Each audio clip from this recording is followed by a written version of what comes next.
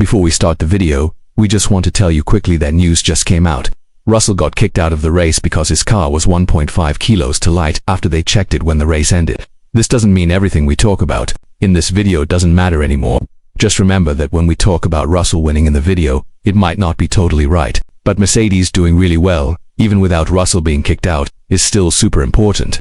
Now let's start with the video. The 2024 season couldn't have ended better with Mercedes getting first and second place. They're slowly catching up, with two of the top teams in the big championship. Russell also passed Perez in the driver rankings too. The Mercedes W5 car has been so fast in this race, and their plans were so smart.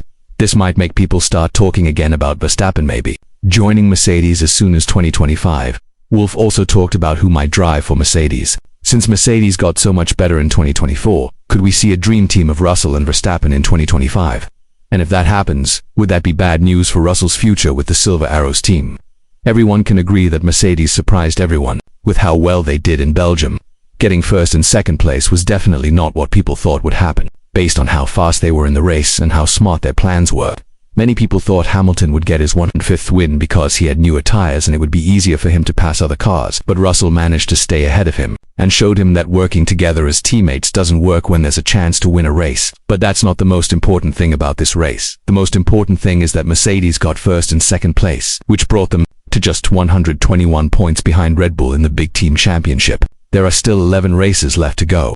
Even though the Driver Championship is pretty much decided for the three-time world champion, Red Bull's future is not certain at all. Getting first and second place was not something Mercedes could have guessed what happened. But what we could have guessed was who would finish where in the last part of the race. Russell decided on his own to use a strategy where he only stopped once earlier in the race. Hamilton went with the usual strategy of stopping twice, but the seven-time world champion said his tires were perfectly fine when his team told him to come into the pits. This makes people wonder if the team wanted Russell to win, since it's clear that Hamilton is leaving the team. Maybe they want to give Russell extra help whenever they can, no matter what. Mercedes should be happy that they turned things around in their direction. Winning the third race of the season, and Russell's second win, is definitely a sign that Mercedes has been getting better for quite some time now. When Hamilton talked about his race, he was pretty sure that the team could have done better about when they should have told him to come into the pits. He felt confident about his tires too. He said, "I was trying to get close obviously, but George did a great job staying out long on the tires. Every time I drove I had tires left, but the team pulled me in. So that's unfortunate, but it's one of those days." But the difference it would have made would only matter in the Driver Championship. Now Mercedes is confident they can fight for race wins for the rest of the second half of the season too. Having first and second place in Belgium definitely gives you more confidence, even though we knew that if Verstappen hadn't gotten a penalty, he would have finished much higher, but even the super good high downforce car that the team used was only good enough for fifth place. Verstappen struggled with his tires because his team had only given him one pair of new hard tires, unlike McLaren, who had two pairs each. Just like the other teams out there too. Mercedes also did something amazing with their upgrades. They went back to using their Silverstone version, and while many people thought that would make them slower, it actually turned out to help the Silver Arrows team a lot in this race. When Wolff talked about it, he said, "We changed the floor, but I don't think it was the floor. We messed up with something mechanical. We will have the new floor in Zandvoort again." What's really interesting now is to see what happens with Red Bull's driver decision. And it's not just Perez that Red Bull needs to worry about. If their bad season continues for the rest of the season, they'll definitely have to face the scary possibility that Verstappen might leave. Wolff was sure that the 2025 seat is saved for Antonelli, but he still said that he has no idea what happened at Red Bull in the coming time. When talking about this more, Wolff said, "We are not rushing. We want to make the right decision. Kimi has huge potential. His speed and talent are already at a certain level. He just doesn't have enough experience." Another possibility is of course Verstappen, but right now that doesn't seem realistic to me.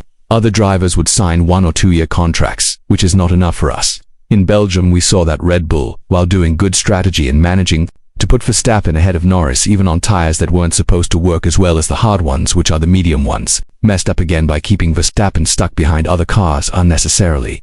Ever since the car started showing problems with how well it works, Red Bull has also started showing signs that they're not confident anymore. That was clearly seen after the first pit stops and where Verstappen was placed after he had an amazing start and Norris had an awful start. It was the perfect situation for a comeback race, for example.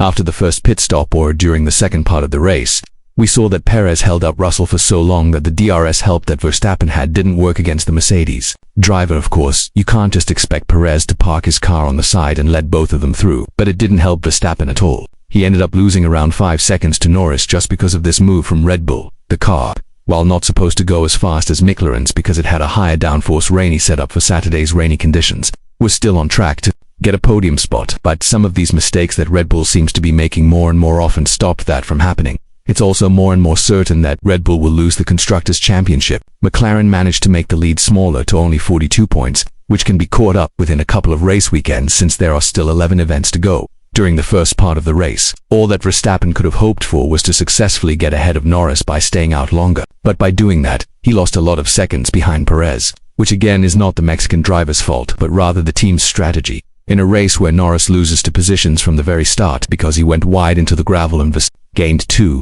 the Austrian team should have and could have done better to get the best results. This is still a result that they would happily take since they were expecting McLaren to get first and second place, not Mercedes. But it was clear that Verstappen could have fought for third place if he hadn't been called for that second pit stop, which again is a question we'll never get an answer to. Tire wear here, although it got worse, was not the main problem Red Bull had. It was whether or not they could pass other cars, since they finished ahead of Norris and were holding a position on him after the first stop. That was pretty much a win on its own.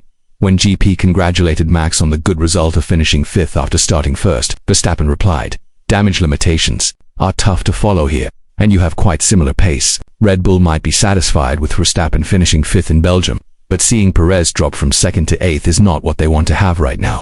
Even when he was supposed to be their secret weapon, it turned out that he was a problem too. That he is 8th and 146 points behind Verstappen. It looks like things in the Austrian team are about to change. It only adds more to the story that Red Bull will give both Lawson and Ricciardo separate tests in Imola to see if one of them has what it takes to replace Perez, the struggling Mexican driver in the Austrian team. It does seem like Red Bull is now slowly but surely losing the special feeling they had at the beginning of the season. Back then, they could easily win races just by having smart strategies combined with being really fast.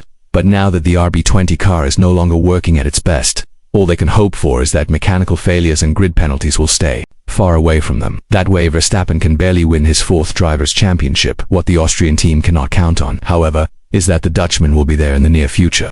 It talks about his future will definitely come up again, since this is the 4th race in a row now that he hasn't won. It's also the 2nd one that he hasn't been on the podium, which hasn't happened since 2021. Perez's future is something that will get a lot of attention too. Drivers like Lawson and Colapinto are now also going to watch this situation much more closely. Now they know that Verstappen's presence in the team might not continue for that long, giving them a clear chance to be the main driver in what would be a famous team entering the new rules and the new season as well. With all this in mind, do you think that Red Bull should be scared that Verstappen will no longer be on the team from 2025 onwards? And if so, do you think that this latest 1st and 2nd place finish of Mercedes is more than enough of a